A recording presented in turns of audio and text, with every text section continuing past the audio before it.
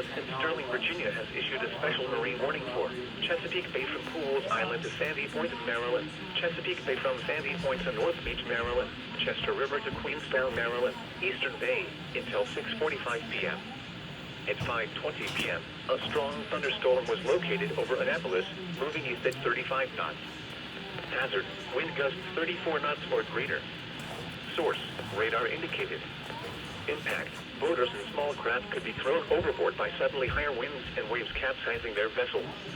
Locations impacted include Parsons Island, Chester River, Eastern Bay, Greenberry Point, Miles River, Naval Academy, Highland Beach, Sandy Point State Park, Severn River, Romancoke, Bloody Point Light, Chesapeake Bay Bridge, Mattapique, Thomas Point Light, Kent Narrows Bridge, Shadyside, Vail and Annapolis.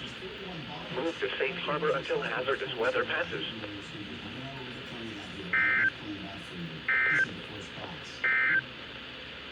This is NOAA Weather Radio broadcasting on a frequency of 162.475 from Philadelphia. The current time is 5:22 p.m. Eastern Daylight Time.